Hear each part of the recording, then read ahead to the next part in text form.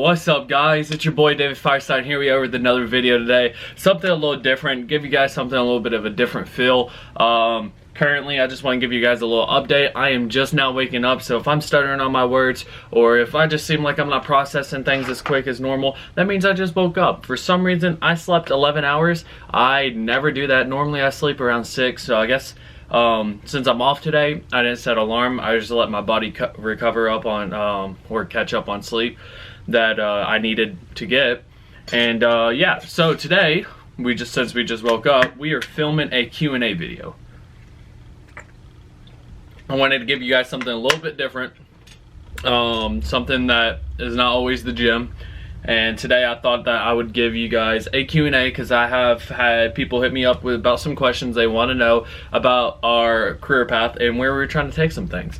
So, which I have no problem answering any questions. If you guys ever have any questions or want to know anything, please just hit me up and let's talk about it. Before we get in this Q&A, if you guys can do me a favor, it's absolutely free and I appreciate it if you guys do. Will you guys please hit the subscribe button, like this video, and comment some more questions that you have for the next Q&A video. I save them all, and yeah, we just use them. So I appreciate you guys, the ones that have reached out and gave me some questions. We're gonna go ahead and start on the Q&A, and the first question I have been asked is, are you gonna stay natural your whole career? And this is something that a lot of people in the fitness industry ebbs and flows on. A lot of people don't like to open up about some of this stuff, but I feel like in the sense of every single bodybuilder,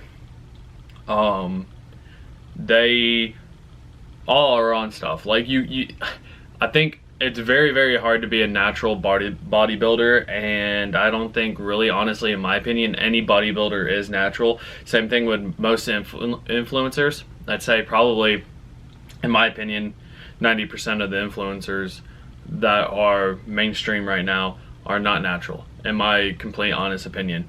And then there's some obviously that are toss-ups, but that's not my opinion to put judgment on them, or my place to put judgment on them. In my opinion, I don't think it really matters if you're natural or not natural. I think that's just a very big misconception that a lot of people just put out on each other. And I think there's nothing wrong whether you're natural or you're not natural. I think where the problem comes in is when you lead misinformation. If you're not upfront with your audience, if you're like, you could be like me, this and this and that, do this and this and that, but you don't let them know you're in hands. That's the biggest thing. So with me, I don't plan on staying natural my whole entire career.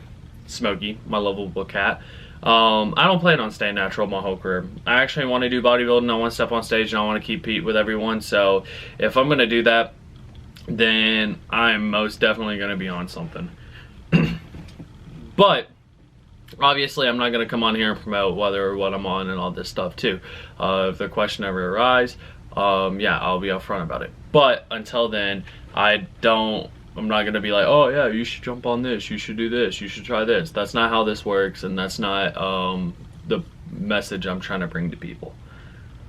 What's the best and worst advice you have ever gotten? The best advice I've ever gotten was be yourself.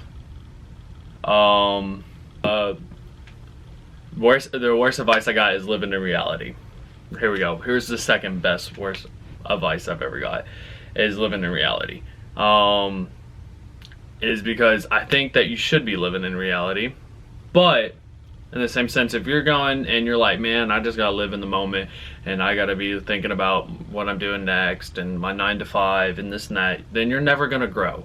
So this is the reason why it's the worst advice to me, is the simple fact that you gotta think outside of reality. You gotta have a bigger picture. You gotta think outside the box to be able to go achieve something. Like for an example, me with bodybuilding. If I'm cooking a 9 to 5 over here flipping burgers every single day at a nice end restaurant, and I'm like, man, I'm making good money, this is awesome.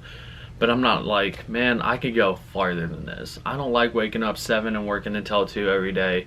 It's easy, but I would do more. And if I just lived to reality, my reality is cooking in a restaurant. So that's not cool. If I want to do more, if I want to be someone that wants to be great, then I gotta go more. I gotta push more. I gotta send cold messages to people. I gotta be in that gym. I gotta be pushing hard every single day. I gotta be dreaming and trying to achieve the unthinkable and going above and beyond. So that's probably the worst advice I've ever got, is living in reality. Question about recovery.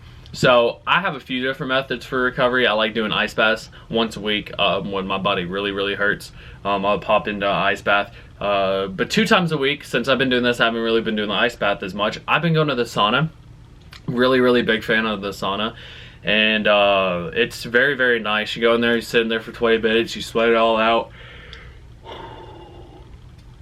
It's like a detoxing, and you feel great afterwards. You feel so relaxed, your body feels so relaxed. So I like doing those. Obviously stretching and proper rest days.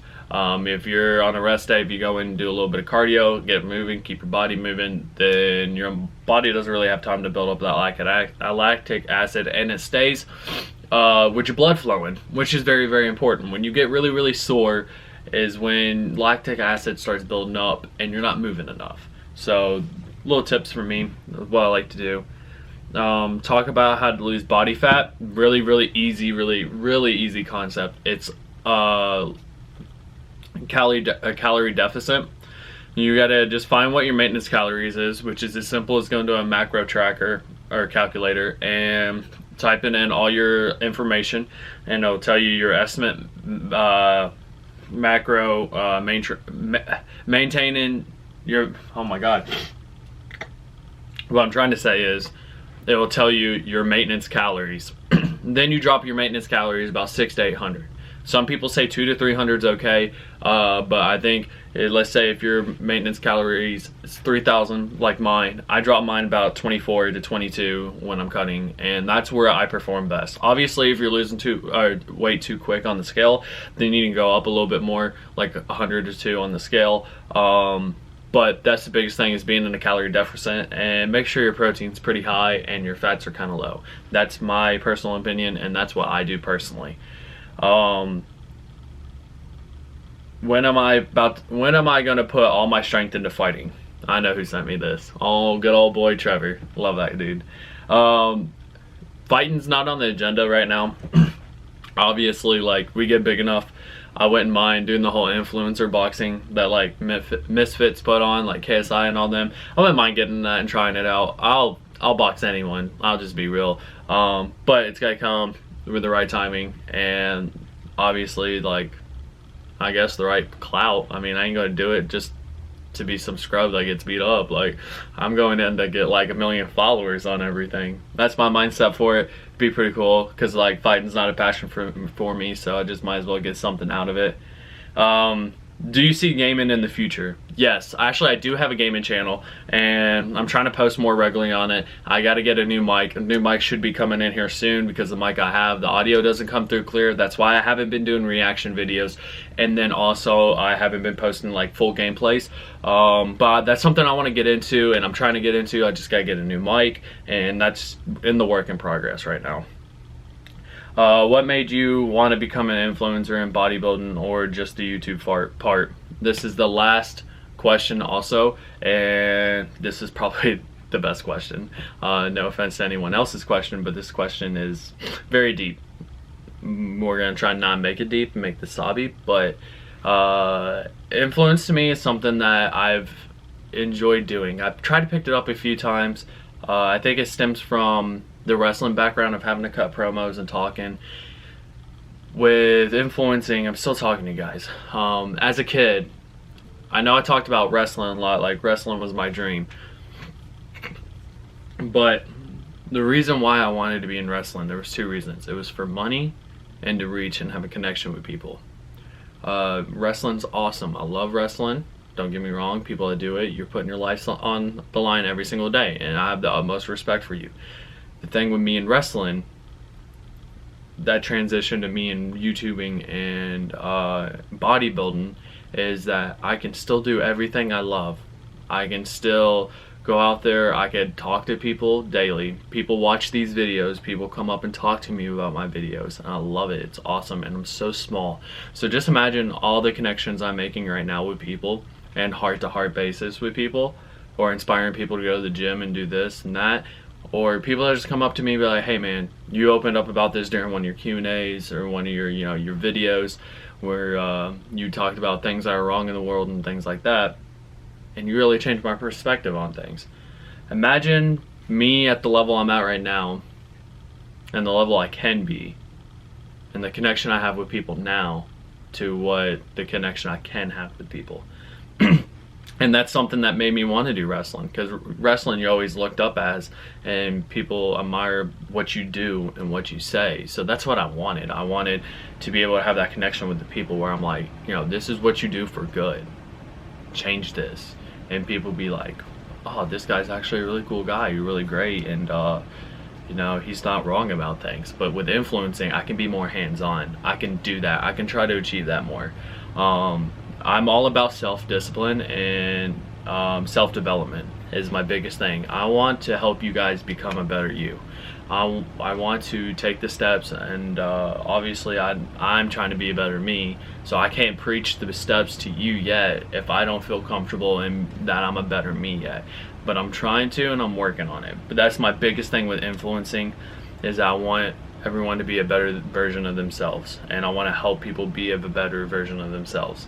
So that's why influencing and the bodybuilding, because obviously with bodybuilding you're always becoming better, you're always becoming a better you, and it teaches you self-discipline.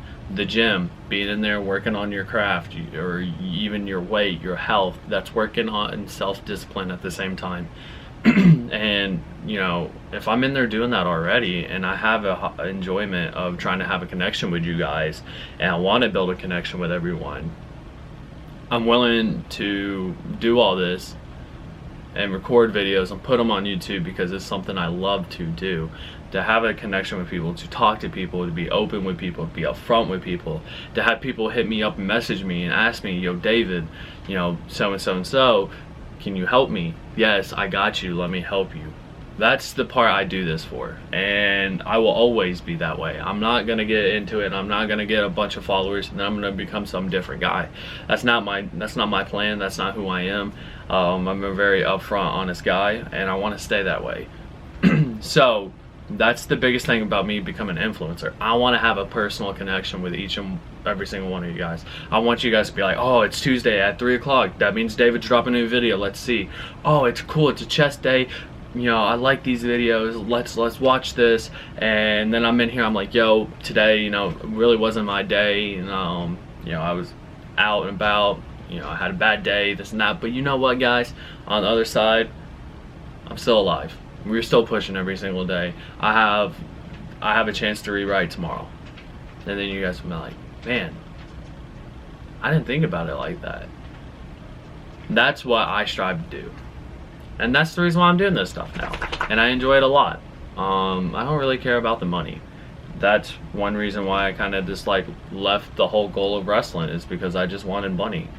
I wanted to get big, I wanted a nice name, and I wanted a lot of money and connection with people.